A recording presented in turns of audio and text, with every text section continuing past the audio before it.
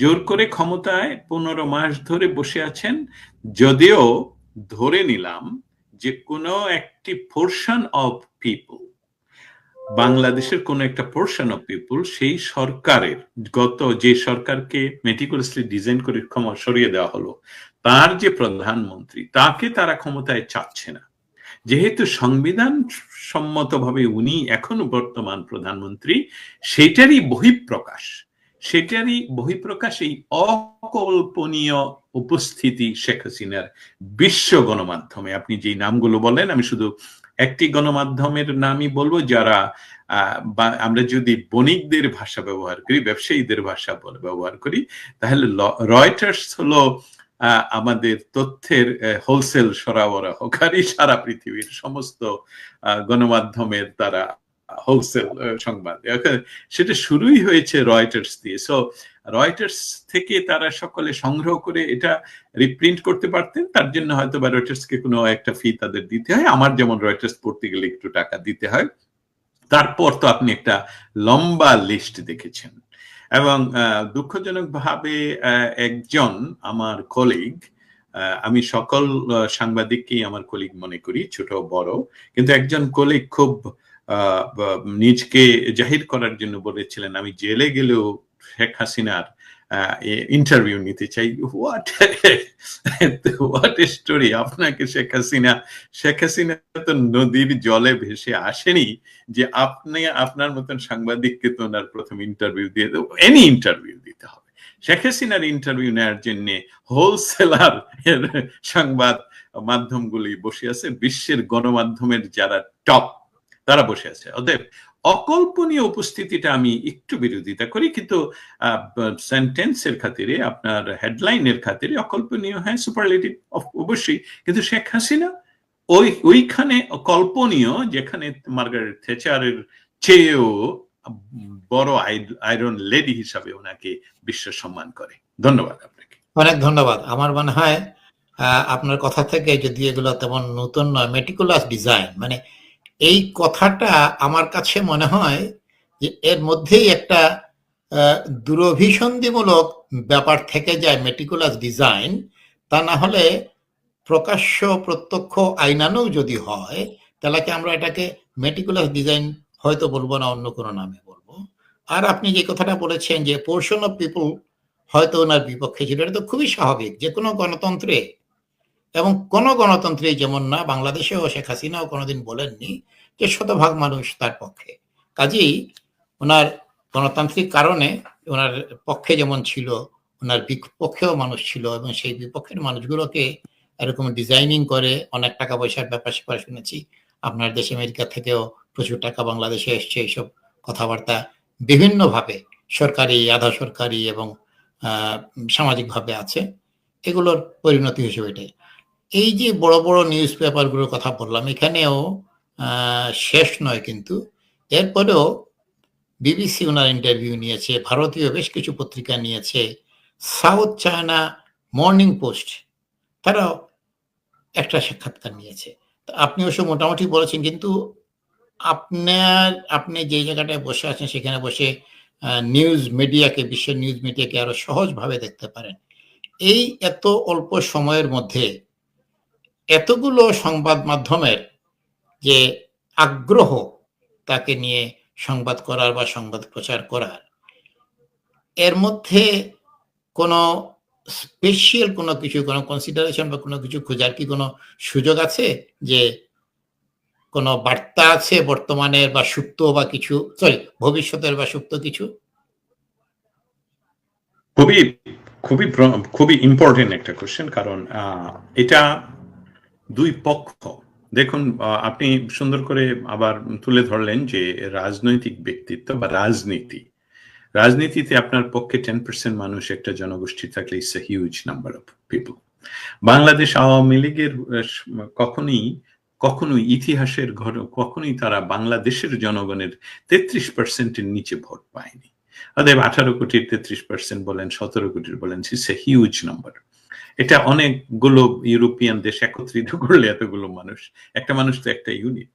অতএব হ্যাঁ, সে সংখ্যা অনুসারে অতএব সেখানে তো রাইট, রাইট।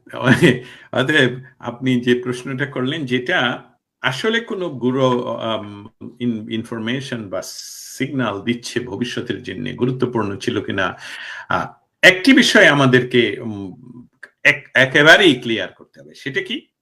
শেখ হাসিনাকে ক্ষমতাচ্যুত করা হয় এবং সেই ক্ষমতাচ্যুতির পর বিশ্ব গণমাধ্যম, আমি বলবো আমার মতন সংবাদ কর্মীও অপেক্ষা করছিলাম কয়েকদিন যে আসলে কি ঘটছে আমাদের তো জানতে হবে। আমার নিজস্ব, পৃথিবীর কেউ, আমরা নিরপেক্ষ নই, আমাদের মত আছে, আমাদের দল আছে, আমাদের মতামত আছে। বাংলাদেশে আমি ৭১-এর পক্ষে, বাংলাদেশে আমি জয় বাংলার পক্ষে, এ বিষয়ে আমি একদম টোটাল ক্লিয়ার। এতে যদি কেউ আমাকে নিরপেক্ষ না ভাবে, আমার মনে হয় আপনি নিরপেক্ষ নন যিনি না ভাবেন, কারণ আমি নিরপেক্ষ, আমি বাংলাদেশের পক্ষে, আমার অন্য কোনো পক্ষ নেই।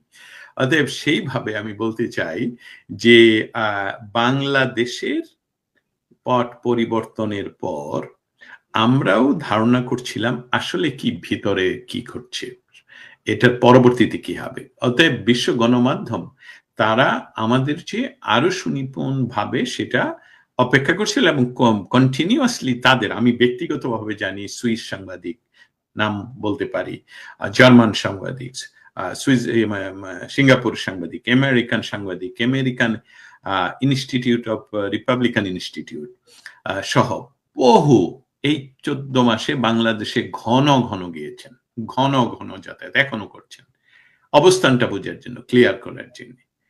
যখন তাদের কাছে প্রতীয়মান হলো যে এটা ভেরিফাইড, আমাকে যখন একটা সংবাদ কেউ পাঠায় আমাদের রিপ্রিন্ট করার জন্য, এমনকি আমি বলবো যে আমার পার্সোনাল সামাজিক মাধ্যমে এটাকে একটু ভেরিফাই না করে তো দেয়া যায় না, তাই না? অতএব সেই ভেরিফিকেশনের কিছু কার্যক্রম তারা করেছেন নিশ্চয়ই, যে আসলে ঘটনাটা যে তাকে সরিয়ে দেওয়া হলো, এখন তাকে হত্যা করা হবে রাজনৈতিকভাবে, এবং রাজনীতিভাবে যাতে উনি ফিরতে না পারেন সেই সকল পরিকল্পনা নিয়েছে বাংলাদেশের অসাংবিধানিক ইন্টারিম গভর্নমেন্ট।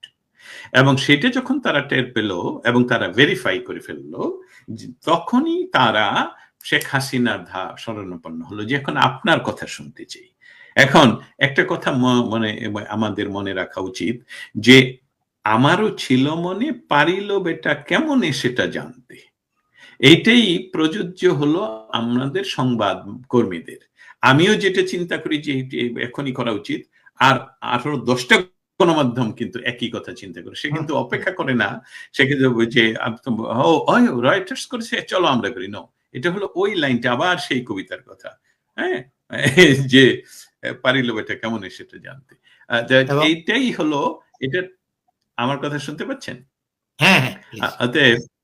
অতএব এই বিষয়টা সিগন্যাল হলো এই যে শেখ হাসিনাকে ক্ষমতাচ্যুত করা হলো, এখন রাজনৈতিক ভাবে তাকে হত্যা করার জন্য যে ইন্টারিম গভর্নমেন্ট অসাংবিধানিক তার যে পরিকল্পনা, সেটার প্রতি বিশ্ব গণমাধ্যমের মৌলিক কাজ বা গণমাধ্যমের মৌলিক কাজ অসঙ্গতিকে তুলে ধরা। সেই অসঙ্গতি তুলে ধরতে হলে দুইটা পক্ষকে সামনে নিয়ে আসতে হবে। তো শেখ হাসিনা পক্ষকে সামনে তারা নিয়ে এসেছে 17ই নভেম্বরে যে রায় ঘোষণা হবে, সেটা তো আমরা 3 মাস ধরে আমরা জানতাম তো হয়তো বা গত বছরই, কারণ তারা আন্দোলনের সময় বলেছে যে এই জায়গায় এই বিচারালয়েই শেখ হাসিনার বিচার করা হবে একদিন। অতএব সেটা ছিল। এবং আপনাকে আরো একটা গুরু তথ্য দেয়, মানে খুবই ইম্পর্টেন্ট তথ্য, যেটাও প্রায় ভেরিফাইড, বলবো 99.99% ভেরিফাইড, সেটা হলো এই রায়টা কিন্তু লেখা হয়নি। কারণ আপনাকে করতে হবে যে 15 মাসের ক্ষমতাচ্যুতির পর একটা কেস সাবমিট, তারপরে সেটাকে সমস্ত কিছু নিয়ে এসে ক্রস ভেরিফিকেশন সমস্ত কিছু করে এই রায় দেওয়া যায় না। আর এই রায়ের নাকি 400 না 500 না 5000 পাতা। তো এই যে যারা রায়টা লিখবেন 5000 পাতা, তাহলে 5000 পাতার রায় লেখার জন্য এক পাতা যদি 1 মিনিট ধরেন, I am so good on that, এক পাতা 1 মিনিট, তাহলে কত হাজার মিনিট হবে? 5000 মিনিট। সো নো ওয়ে, এই রায়টা কোথাও লেখা নাই, এখনো পর্যন্ত লেখা নাই। যেহেতু রায়টা লেখা নাই, তারা শুধু তার সরকার, যে অসাংবিধানিক সরকার, তারা লিখে দিচ্ছেন তোমাকে আজকেই বলতে হবে, রায় হয়ে গেছে। আর আন্তর্জাতিক আইনে এখন আমরা চলেন একটু বিশ্লেষণ করি একটু আন্তর্জাতিক আইন। আন্তর্জাতিক আইনে আন্তর্জাতিক অপরাধ ট্রাইব্যুনাল গঠিত হয়েছিল 1973 সনের বাংলাদেশে, এটা গ্রহণ করে। সেটা আন্তর্জাতিক আইনকে যারা লঙ্ঘন করবে তাদের বিচার হবে আন্তর্জাতিক স্ট্যান্ডার্ডে। অতএব এটার জুরিসডিকশনই নাই ইন্টারনাল বিষয়ের বিচার করার। যেমন ইন্টারনাল বিষয়ে আমেরিকার সবচেয়ে জনপ্রিয় প্রেসিডেন্ট ডোনাল্ড ট্রাম্প, ভার্জিনিয়া স্টেটে আমি থাকি, এই স্টেটের কোনো আইন নিয়ে কোনো বিষয় নিয়ে উনি কোনো অধিকার নেই কথা বলার, কোনো জুরিসডিকশন নেই ওনার। অতএব প্রথমেই হলো যে এটা সম্পূর্ণ ইলিগালি ওনাকে জোর করে এই কোর্টে বিচার করা হলো, তথাকথিত বিচার করা হলো, বিচারের নামে অবিচার। তারপরের ঘটনা হলো এই রায়টি যারা লিখেছেন তাদের মধ্যে ওই যে মোহাম্মদ নজরুল, যাকে আসিফ নজরুল বলেন, ওনাকে আমি আপনার মাধ্যমে, এটা বোধহয় 10তম চ্যালেঞ্জ, যে আমিও একজন মাস্টার্স করা আইন শাস্ত্রে, আইনের কালচারের উপর, বা পৃথিবীতে দুইটি সবচেয়ে বড় আইনের কালচার, একটি হলো কমন ল, আর একটি হলো সিভিল সিস্টেম অর রোমান ল। আমি মাস্টার্স করেছি সিভিল সিস্টেম রোমান ল এর উপর। আরেকটা হলো রয়েছে পৃথিবীতে আরেকটি বা কালচার, তিনটা কালচার, দুইটি বড় কালচার, একটি ছোট কালচার, সেটা হলো শরিয়াত। শরিয়ত রয়েছে কয়েকটি দেশে মিডল ইস্টের।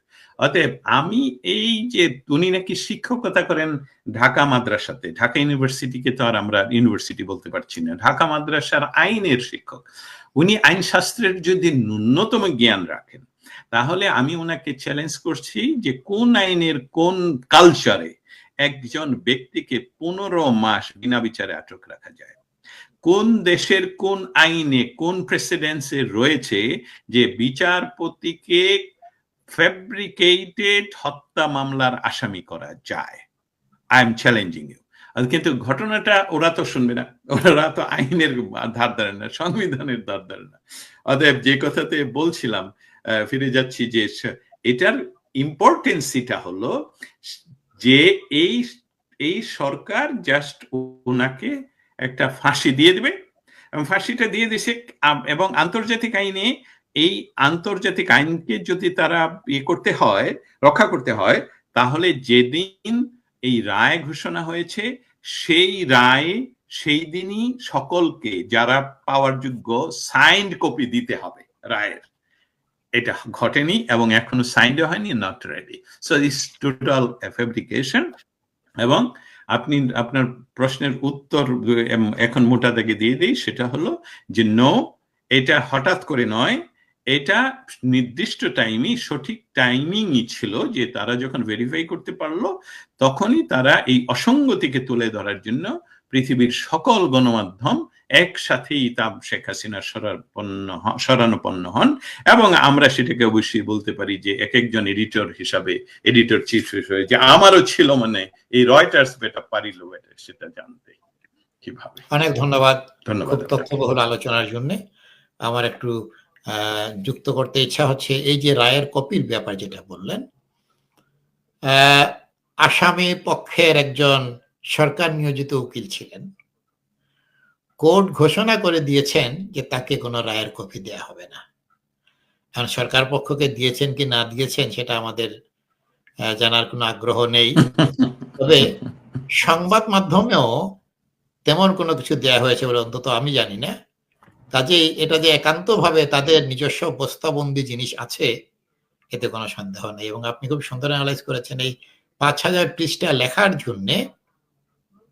এবং যে কেউ যদি নিজের থেকে লেখেন সেটা পড়ার জন্য তার যে এক্সপ্রেশন যেটা, সেটা কিন্তু আমি কিছুটা শুনেছি রায় পড়াটা, আমার কাছে শুনে মনে হয়েছে যে অন্য কেউ কিছু একটা লিখে দিয়েছে আর আমি পড়ছি। দ্যাট ইজ পাঠক এবং লেখক যে এক নয়, এরকম একটা জিনিস খুব স্পষ্টভাবে বোঝা গেছে তাদের পাঠ করার মধ্যে। আপনি মার্গারেট থ্যাচারের কথা বলেছেন, আমরা একটু আমাদের সাধারণ আলোচনার খাতিরে এদিকে যদি বাংলাদেশের দিকে তাকাই, আমাদের বেশ কিছু রাষ্ট্রনায়ক এরকম আনইউজুয়াল অবস্থায় বা বিশেষ ঘটনা ঘটিয়ে ক্ষমতায় ছিলেন এবং চলে গেছেন। সর্বশেষ ছিলেন মঈনুদ্দিন ইয়াজউদ্দিন।